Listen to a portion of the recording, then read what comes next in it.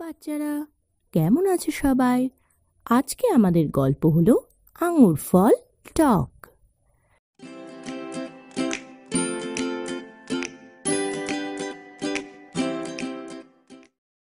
3 দিন ধরে অনবরত বৃষ্টি হওয়ার কারণে একটা শিয়াল খাবারের খোঁজে কোথাও বেরোতে পারেনি।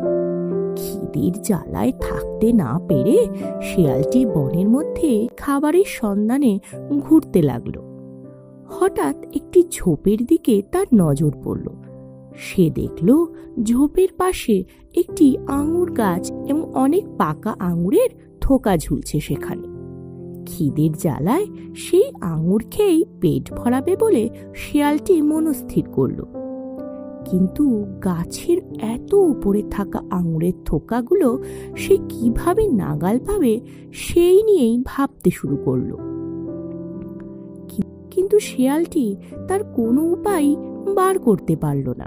অবশেষে বিফল মনোরথ হয়ে সে সেই স্থান পরিত্যাগ করল। ফেরার পথে সে বলল, আঙুর ফল টক, আমি খেতেই পারতাম না, আর খেলেও আমার পেট ভরত না। তাহলে বন্ধুরা, আমরা এই গল্পটা থেকে কি জানলাম? নিজের অযোগ্যতা ঢাকার জন্য পরনিন্দা করা অনুচিত।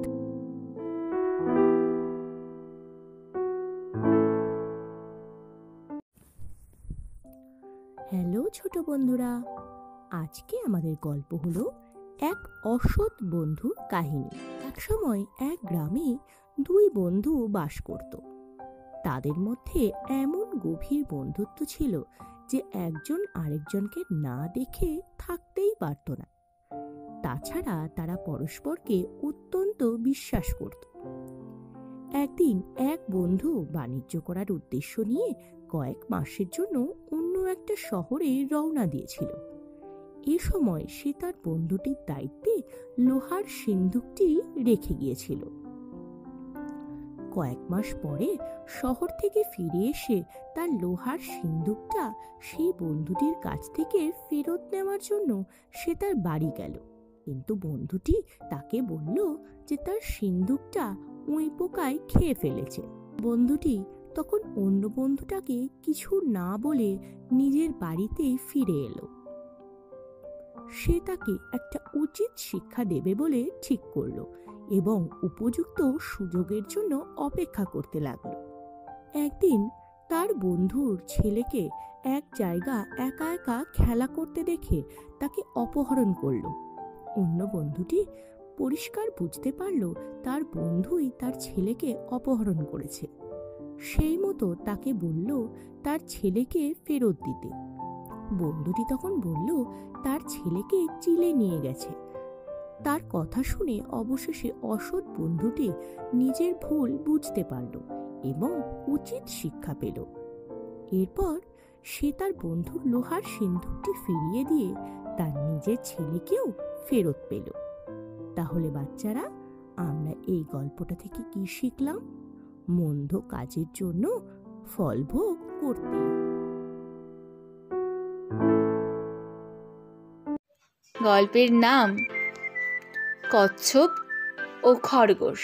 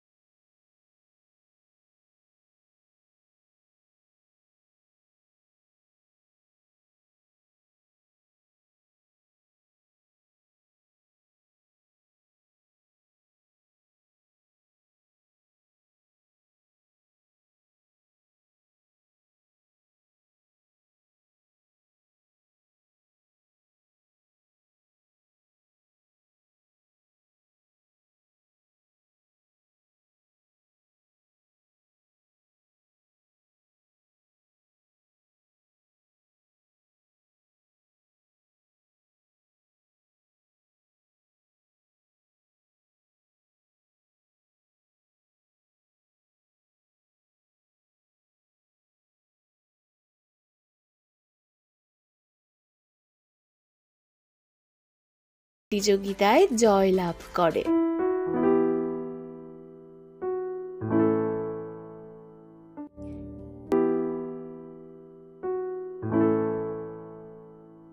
একতাই বল। তিন প্রতিবেশী তাদের ফসল নিয়ে সমস্যায় পড়েছিল, কারণ মাঠে কীট পতঙ্গ ছেয়ে যাওয়ায় ফসলগুলি নিস্তেজ হয়ে পড়েছিল। প্রতিদিন তারা তাদের ফসল বাঁচানোর জন্য বিভিন্নভাবে চেষ্টা করতে লাগলো।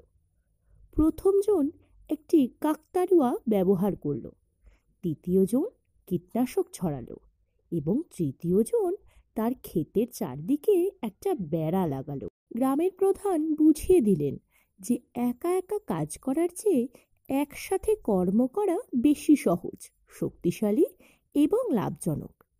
কৃষকরা তাদের সম্পদ একত্রিত করল এবং তাদের ক্ষেত কীট পতঙ্গ থেকে মুক্তি পেল। তাহলে ছোট্ট বন্ধুরা, আমরা কি শিখলাম? আমরা শিখলাম ঐক্যই বল।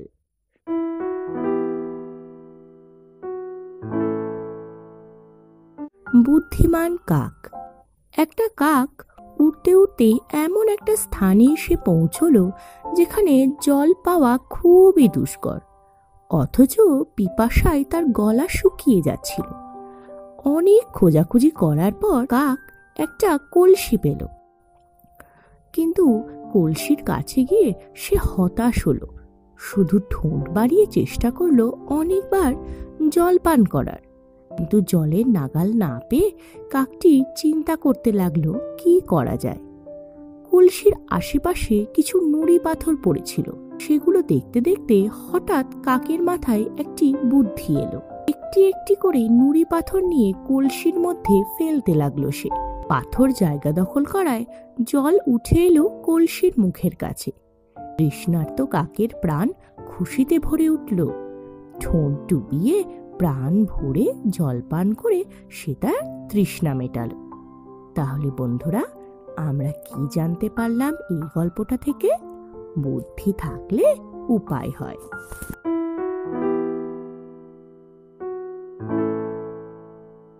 বুদ্ধিমান মন্ত্রী। গল্পটি ইরান দেশের। সেখানকার এক বাদশাহ, নাম তার ফরিদ। বাদশাহর ছিল অতি বিচক্ষণ এক মন্ত্রী, খুবই জ্ঞানী লোক। তার দূরদর্শিতা ছিল অসাধারণ। বাদশাহ তাকে ভালোবাসতেন খুব। রাজ্যের যে কোনো বিপদে আপদে এই মন্ত্রী সঠিক সিদ্ধান্ত নিতে পারতেন। একদিন এক ব্যক্তি বাদশাহর কাছে গিয়ে মন্ত্রীর বিরুদ্ধে অভিযোগ করল, হুজুর, আপনার প্রিয় মন্ত্রী ভেতরে ভেতরে আপনার শত্রু। তিনি বহু লোককে রাজকোষ থেকে টাকা ধার দিয়েছেন, কিন্তু শর্ত একটাই দিয়েছেন, আপনার মৃত্যুর পরেই টাকা শোধ দিতে হবে। তিনি চান না যে আপনি দীর্ঘজীবী হন। আপনার মৃত্যুর সঙ্গে সঙ্গে তার হাতে অনেক অনেক টাকা পয়সা আসবে। কি ভয়ঙ্কর চক্রান্ত বাদশাহ, আপনি একবার ভেবে দেখুন। বাদশাহ এই কথা শুনে মন্ত্রীর প্রতি অত্যন্ত বিরক্ত ও ক্ষুব্ধ হলেন। সময় মতো একদিন তাকে বললেন, মন্ত্রী, একই কথা শুনতে পাচ্ছি, লোকজনদের টাকা ধার দিচ্ছেন অন্যরকম শর্তে। এর উদ্দেশ্য কি? আমি বেঁচে থাকতে আপনি এই টাকা ফেরত নেবেন না? স্পষ্ট বোঝা যাচ্ছে আমার মৃত্যুতেই আপনার যথেষ্ট লাভ। আপনাকে আমার আন্তরিক বন্ধু বলেই জানি, কিন্তু আপনার এ কেমন শত্রুর মতো আচরণ?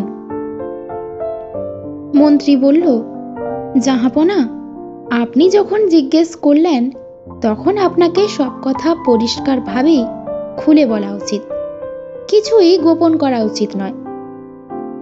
আমি চাই সমস্ত লোকই আপনার মঙ্গল কামনা করুক, কিন্তু যারা আপনার শত্রুপক্ষ আপনার বিরুদ্ধে কথা বলে, আমি শুধু তাদেরকেই শর্ত সাপেক্ষে টাকা দিয়েছি। শর্তটি হচ্ছে, আপনার মৃত্যু না হলে টাকা ফেরত দিতে হবে না। জাহাপনা, আপনি নিশ্চয়ই জানেন টাকা ধার নিয়ে সহজে সেটা কেউ ফেরত দিতে চায় না। সুতরাং আপনার বিরুদ্ধ পক্ষ সারাক্ষণই কামনা করবে যাতে আপনার মৃত্যু না হয়, যাতে আপনি সুদীর্ঘ জীবন লাভ করতে পারেন।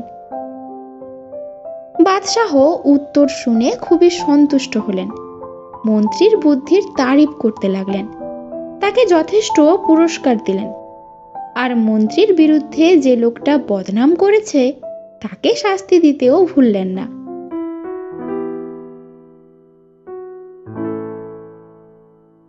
হ্যালো ছোট বন্ধুরা, কেমন আছো সবাই? আজকে আমাদের গল্প হলো বিপদ যখন দরজায় ধাক্কা দেয়। এই গল্পটি আমাদের ব্যাখ্যা দেয় কিভাবে প্রত্যেকটা মানুষ আলাদা আলাদাভাবে বিপত্তির মোকাবিলা করে। বাবা একটি ডিম, একটি আলু এবং কিছু চা পাতা 3টি পৃথক পাত্রের মধ্যে ফুটন্ত জলে রেখেছিলেন। তিনি তার ছেলেকে 10 মিনিটের জন্য পাত্রগুলির ওপর নজর রাখতে বলেছিলেন ও এই 10 মিনিট শেষে তিনি ছেলেকে আলুর খোসা ছাড়াতে, ডিমের খোসা ছাড়াতে এবং চা পাতাগুলো ছেঁকে নিতে বললেন। ছেলেটি অবাক হয়ে গেল। তার বাবা ব্যাখ্যা করে বলেছিলেন যে জিনিসগুলির প্রত্যেকটি উষ্ণ জলের পাত্রের মধ্যে একই অবস্থায় রাখা ছিল, কিন্তু তারা কিভাবে ভিন্নভাবে প্রতিক্রিয়া করেছে সেটাই লক্ষণীয়। আলু যখন নরম, ডিম তখন কঠিন, আবার চা জলকেই পরিবর্তন করে দিয়েছে। প্রত্যেক মানুষই এই দ্রব্যের মতো ভিন্ন ভিন্ন। যখন বিপত্তি আসে আমরা ঠিক আমাদের মতো করেই প্রতিক্রিয়া জানাই। তাহলে বাচ্চারা, এই গল্প থেকে আমরা কি শিখলাম? কঠিন পরিস্থিতিতে কিভাবে প্রতিক্রিয়া করব সেটা আমরাই বেছে নিতে।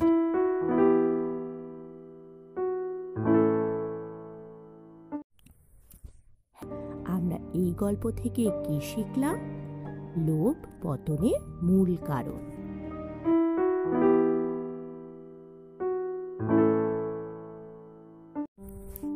হ্যালো বাচ্চারা, কেমন আছো সবাই? আজকে আমাদের গল্প হলো লোভী কুকুর।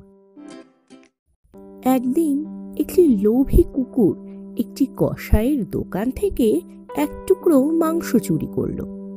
তা দেখে কসাই তার পিছনে তাড়া করলো, কিন্তু কিছু দূর পর্যন্ত গিয়ে সে তার নিজের দোকানেই ফিরে এলো। এদিকে কুকুরটা ভীষণ ভয়ে ছুটতে লাগলো প্রাণপণে।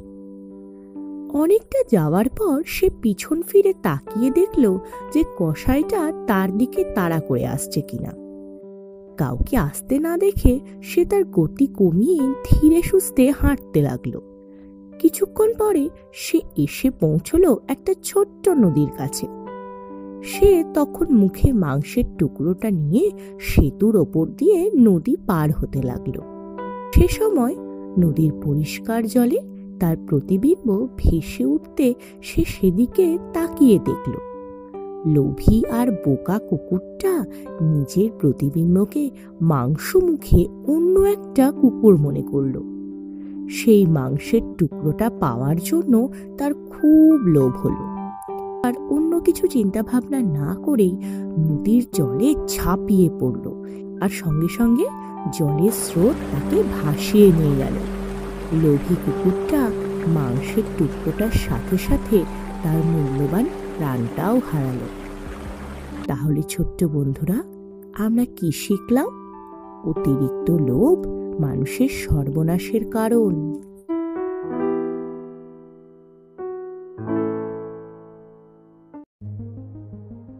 বাচ্চারা, আজ আমরা শুনব একটি ছোট্ট অথচ অত্যন্ত মজাদার গল্প, এবং গল্পের শেষে গিয়ে আমরা দেখব যে এই গল্পটি থেকে আমরা ঠিক কী শিখলাম। তাহলে চলো শোনাই ইঁদুর এবং একটি বিড়ালের গল্প। এক সময় একটা বাড়িতে কতগুলো ইঁদুর বাসা বেঁধেছিল।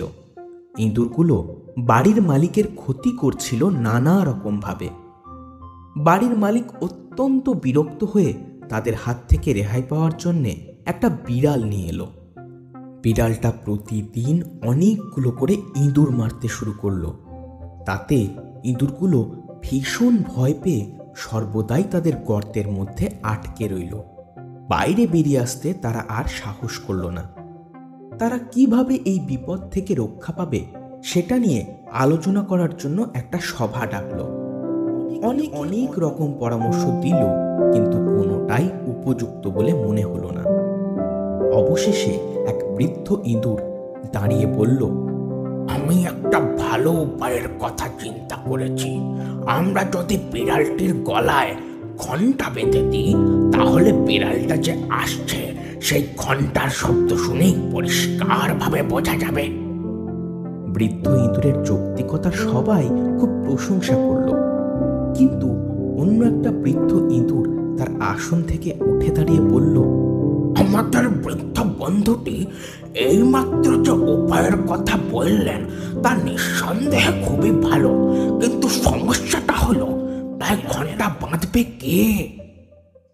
তার কথা শুনে সকলেই চুপ করে রইল। কেউ একটি কথাও বলতে পারল না, কারণ বিড়ালের গলায় ঘন্টা বাঁধার মতো কেউ সেখানে ছিল না।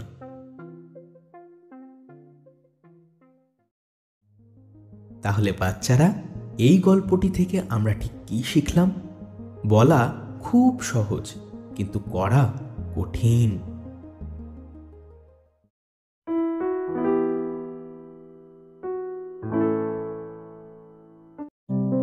ভালুক ও ছোট্ট খরগোশ।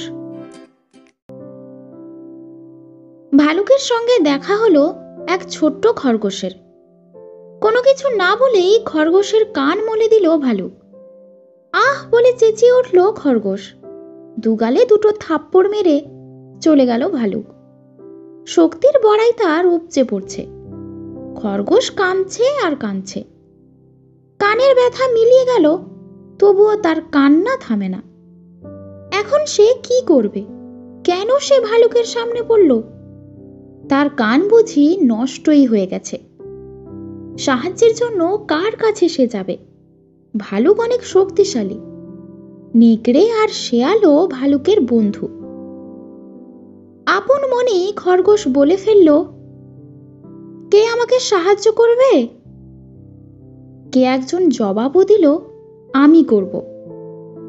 চোখের জল মুছতে মুছতে খরগোশ দেখল একটা মশা। তুমি কিভাবে সাহায্য করবে? ভালুককে কিছুই করতে পারবে না। সে অনেক বড় আর তুমি অনেক ছোট, তোমার তেমন শক্তিও নেই। মশা জবাব দিল, দেখোই না। ভালুক সারাদিন ঘন বনের এমাথা ও মাথা ঘুরে বেড়ালো। সে খুব ক্লান্ত। সন্ধেবেলায় তার দু চোখ জুড়ে নেমে এলো ঘুম। গাছের গুড়িতে হেলান দিয়ে ঝোপ ছাড়ে আরাম করে শুয়ে পড়ল সে। যেই না তার চোখ বুজে এসেছে, অমনি কানের পাশে বেজে উঠল পুন পুন। ভালুক জানে এটা মশার গান। শ্বাস বন্ধ করে ভালুক চুপচাপ পড়ে রইল।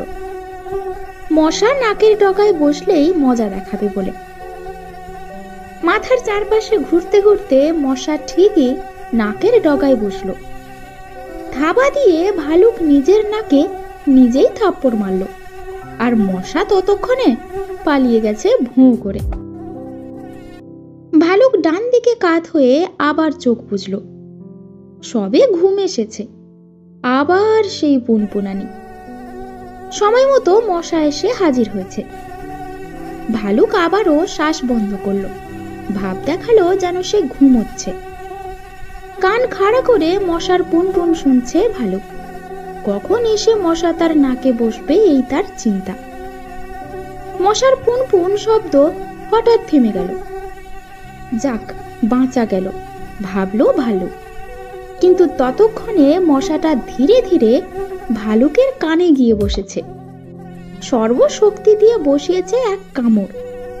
ভালুক লাফিয়ে উঠল, দু থাবা দিয়ে ঘষতে লাগলো কান। চোখে সর্ষে ফুল দেখল। কান চুলকিয়ে চোখে মুখে হাঁচি দিয়ে ফের আরাম করে শুল সে। ঘুম ঘুম আবেশে দু চোখ তার বুজে এসেছে, কিন্তু সেই সময়ই কানের কাছে বেজে উঠল সেই একই গান, পুন পুন। ভালুক গা ছেড়ে উঠে বসল। অসহ্য এই যন্ত্রণা। চারদিকে মশা যেন ফাঁদ পেতে রেখেছে। আর সময় নষ্ট নয়, হাঁটতে শুরু করলো ভালুক। ঝোপ ঝাড় পেরিয়ে চলল সে, কিন্তু পোড়া কপাল, মশা তার পিছু ছাড়ল না। ভালুক দৌড়তে শুরু করলো এবার। যতক্ষণ না সে ক্লান্ত হলো ততক্ষণ দৌড়ালো। তারপর এক ঝোপের ধারে বসলো। জোরে শ্বাস দিতে নিতে কান চুলকালো বার কয়েক। জায়গাটা খুব নিরিবিলি, অন্ধকার, সব পশু পাখি ঘুমোচ্ছে। আকাশে চাঁদ উঠেছে, জ্যোৎস্নায় ভাসছে বন, শুধু একা জেগে রয়েছে ভালুক। খুব খারাপ লাগছে তার। কি যে হলো, নিজে নিজেই গজগজ করলো সে। বেয়াদব মশাটা একেবারে নাজেহাল করে ছাড়লো দেখছি। আগে একটু ঘুমিয়ে নিই, তারপর ধরবো মশাটা। ভালুক এক দেবদারু গাছে পিঠ ঠেকিয়ে ঘুমোলো। চোখ বেয়ে নেমে এলো রাজ্যের অন্ধকার। স্বপ্ন দেখতে শুরু করলো সে। সারা বনে সে একা। ঘুরতে ঘুরতে হঠাৎ পেল এক মৌচাক, মধুতে ভরা। হাতের মুঠোয় সবে সে মৌচাক ধরেছে, অমনি পুনপুন সেই গান ভেসে এলো। আবার ছোট্ট মশা এসে আরামের ঘুমটা ভাঙিয়ে দিল। জেগে উঠে ভারী রাগ হলো ভালুকের। মাথার উপর চক্কর দিয়ে গান গাইছে তখন সেই মশা, কখনো কাছে কখনো দূরে। গানের সুরে সুরে মশা উপরে উঠতে লাগলো। একসময় থামলো সেই গান। ভালুক ভাবল, যাক, রেহাই পেলাম। সে সরে গিয়ে ঝোপে ঢুকে ঘুমের সুযোগ খুঁজল। তক্ষুনি শুরু হলো অনবরত কামড়। নাকে চোখে মুখে সে কি যন্ত্রণা! কামড়ে কামড়ে জ্বলে উঠেছে ভালুকের পা। অসহ্য জ্বালা। বাঁচাও বাঁচাও চিৎকার করে কাঁদতে লাগলো বেচারা ভালুক। সারা রাত দু চোখের পাতা একবারও এক করতে পারল না সে। হে মশা, কি অপরাধ আমার! তোমার কামড়ানো দয়া করে বন্ধ করো। এক মুহূর্তে আমার আর বেঁচে থাকতে মন যাচ্ছে না। এক মুহূর্ত ঘুমোতে পারল না ভালুক। মুখ চোখ তার ফুলে উঠেছে, চেহারায় ক্লান্তির ছাপ। সূর্য উঠল। সারা রাত আরামে ঘুমিয়ে জেগে উঠল বনের পশু পাখি। তারা সবাই গান গাইছে আনন্দে। সারা বনে কিচির মিচির। ভালুক শুধু একা এই নতুন দিনের আনন্দে যোগ দিতে পারছে না। সাত সকালে সেই খরগোশের সঙ্গে ভালুকের দেখা। একা একা হাঁটছে ভালুক, পা টলছে তার। খুব কষ্ট করে সে চোখের পাতা খুলে রেখেছে। না ঘুমিয়ে শরীর তার ভারী হয়ে রয়েছে। খরগোশ তাই দেখে মিটি মিটি হাসল। উচিত সাজা পেয়েছে এখন। এমন সময় এলো সেই মশা। খরগোশ বলল, ধন্যবাদ মশা ভাই, কি দিয়ে যে আপ্যায়ন করব। মশা মুখ টিপে হাসল। ভালুকের অবস্থা তো দেখলে? আহা বেচারা! দেখেছি, কি যে হাসি পাচ্ছে আমার। খরগোশ হাসতে হাসতে শুয়ে পড়ল। দেখলে তো, ছোট আর দুর্বল হয়েছি বলে কি হবে? বুদ্ধির প্যাঁচে ফেলে কিরকম নাস্তানাবুদ করলাম ভাল্লুককে। বলেই মশা উড়ে গেল আর ছড়িয়ে দিল তার গানের রেশ, পুন পুন।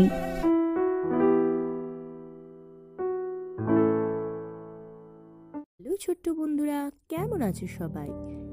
আজকে আমাদের গল্প হলো বুদ্ধি খাটিয়ে দৃষ্টি কাক।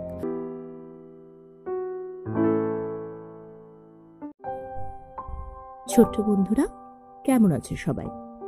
আজ আমরা একটা নতুন গল্প নিয়ে এসেছি, যার নাম হলো রাখাল ছেলে এবং নেকড়ে বাঘ।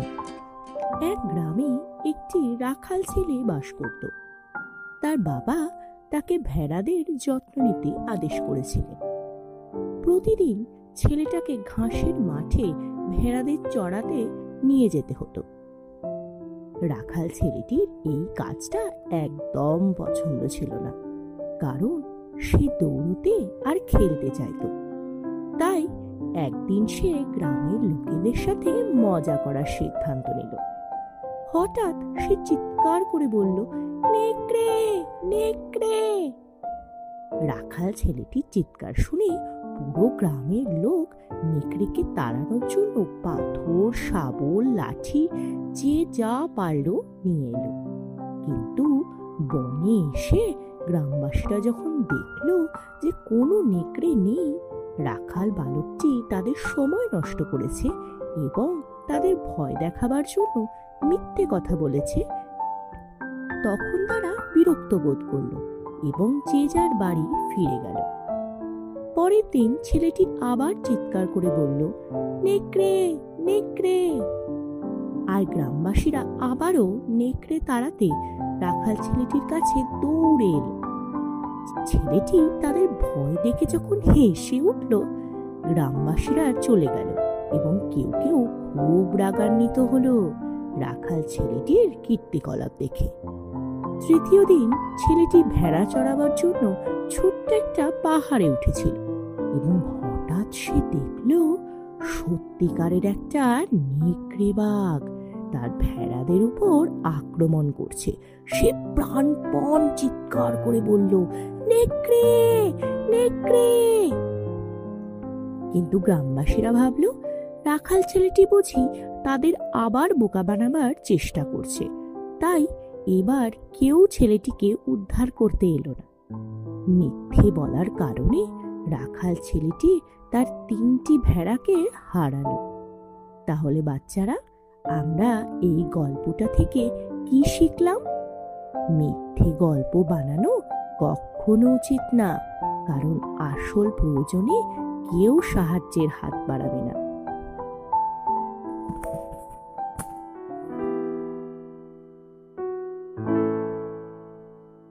হ্যালো বন্ধুরা, আজ আমি তোমাদের একটা গল্প শোনাবো। গল্পের লেখক হলেন উপেন্দ্রকিশোর রায়চৌধুরী। একজন সওদাগর একটি ঘোড়া নিয়ে বেড়াতে যাচ্ছিল। যেতে যেতে তার বড্ড ঘুম পেল। তখন সে ঘোড়াটিকে এক গাছে বেঁধে সে গাছের তলায় ঘুমিয়ে রইল। এমন সময় এক চোর এসে সওদাগরের ঘোড়াটিকে নিয়ে চলে যাচ্ছে। সওদাগর ঘোড়ার পায়ের শব্দে জেগে উঠে বললে, কি ভাই, তুমি আমার ঘোড়াটিকে নিয়ে কোথায় যাচ্ছ? চোর তাতে ভারী রাগ করে বললে, তোমার ঘোড়া আবার কোনটা হলো? শুনে সওদাগর আশ্চর্য হয়ে বললে, সে কি কথা? তুমি আমার ঘোড়া নিয়ে চলে যাচ্ছ, আবার বলছো কোনটা আমার ঘোড়া? দুষ্টু চোর বললে, বটে, এটা তো আমার এই গাছের ছানা, এক্ষুনি হলো। তুমি বুঝে শুনে কথা কও, নইলে বড় মুশকিল হবে। তখন সওদাগর গিয়ে রাজার কাছে নালিশ করল, মহারাজ, আমি গাছে আমার ঘোড়াটিকে বেঁধে ঘুমুচ্ছিল, আর এই বেটা এসে তাকে নিয়ে যাচ্ছে। রাজামশাই চোরকে ডেকে জিজ্ঞেস করলেন, কি হে, তুমি ওর ঘোড়া নিয়ে যাচ্ছ কেন? চোর হাত জোড় করে বললে, দোহাই মহারাজ, এটি কখনোই ওর ঘোড়া নয়, এটি আমার গাছের ছানা। ছানাটি হতেই আমি তাকে নিয়ে যাচ্ছিল, আর এই বেটা উঠে বলছে কিনা ওর ঘোড়া, সব মিথ্যে কথা। তখন রাজামশাই বললেন, এ তো ভারী অন্যায়, গাছের ছানা হলো আর তুমি বলছো সেটা তোমার ঘোড়া। তুমি দেখছি বড় দুষ্ট লোক, পালাও এখান থেকে। বলে তিনি ঘোড়াটা চোরকেই দিয়ে দিলেন। সওদাগর বেচারা তখন মনের দুঃখে কাঁদতে কাঁদতে বাড়ি ফিরে চলল। খানিক দূরে গিয়ে এক শিয়ালের সাথে তার দেখা হলো। শিয়াল তাকে কাঁদতে দেখে বললে, কি ভাই, তোমার মুখ এমন ভার দেখছি যে, কি হয়েছে? সওদাগর বললে, আরে ভাই, সে কথা বলে কি হবে, আমার ঘোড়াটি চোরে নিয়ে গেছে। রাজার কাছে নালিশ করতে গেলুম, সেখানে চোর বললে কিনা ওটা ওর গাছের ছানা। রাজামশাই তাই শুনে ঘোড়াটি চোরকেই দিয়ে দিয়েছেন। এই কথা শুনে শিয়াল বললে, আচ্ছা, এক কাজ করতে পারো। সওদাগর বললে, কি কাজ? শিয়াল বললে, তুমি আমার রাজামশাইয়ের কাছে গিয়ে বলো, মহারাজ, আমার একজন সাক্ষী আছে। আপনার বাড়িতে যদি কুকুর না থাকে তবে সেই সাক্ষীটিকে নিয়ে আসতে পারি। তখন সওদাগর আবার রাজের কাছে গিয়ে বললে, মহারাজ, আমার একটি সাক্ষী আছে, কিন্তু আপনার বাড়িতে কুকুরদের ভয়ে সে আসতে পারছে না। অনুগ্রহ করে যদি কুকুর তাড়িয়ে দেবার হুকুম দেন তবে আমার সাক্ষীটিকে নিয়ে আসতে পারি। তা শুনে রাজামশাই তখনই সব কুকুর তাড়িয়ে দেবার হুকুম দিয়ে বললেন, আচ্ছা, এখন তোমার সাক্ষী আসুক। এসব কথা সওদাগর শিয়ালকে এসে বলতেই শিয়াল চোখ বুজে টলতে টলতে রাজার সভায় এলো। সেখানে এসেই সে দেয়ালে হেলান দিয়ে ঝিমুতে লাগলো। রাজামশাই তা দেখে হাসতে হাসতে বললেন, কে শিয়াল পণ্ডিত, ঘুমোচ্ছ যে? শিয়াল আজ চোখে মিটমিট করে তাকিয়ে বললে, মহারাজ, কাল সারা রাত জেগে মাছ খেয়েছিল, তাই আজ বড্ড ঘুম পাচ্ছে। রাজা বললেন, এত মাছ কোথায় পেলে? শিয়াল বললে, কাল নদীর জলে আগুন লেগে সব মাছ এসে ডাঙায় উঠল। আমরা সকলে মিলে সারা রাত খেলুম, খেয়ে কি শেষ করতে পারি? এই কথা শুনে রাজামশাই এমনি ভয়ানক হাসলেন যে আর একটু হলেই তিনি ফেটে যেতেন। শেষে অনেক কষ্টে হাসি থামিয়ে বললেন, এমন কথা তো কখনো শুনিনি। জলে আগুন লাগে, এও কি কখনো হয়? এসব পাগলের কথা।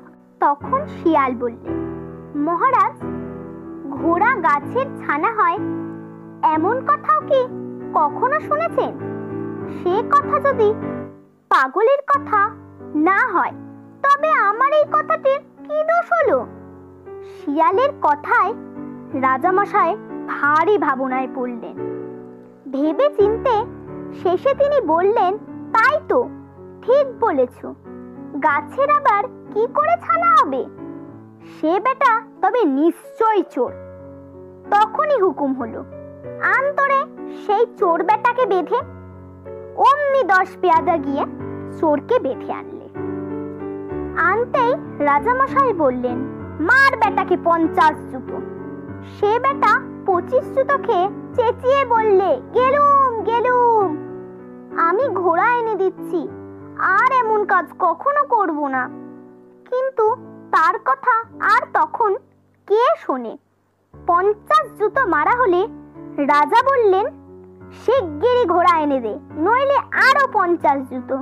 চোর তাড়াতাড়ি ছুটে গিয়ে ঘোড়া এনে দিল। তারপর তার নিজ হাতে তার নাক কান মুলিয়ে মাথা ছেঁচে তাতে ঘোল ঢেলে হতভাগাকে দেশ থেকে দূর করে দেওয়া হলো। সওদাগর তার ঘোড়া পেয়ে শিয়ালকে আশীর্বাদ করতে লাগলো। Thank you.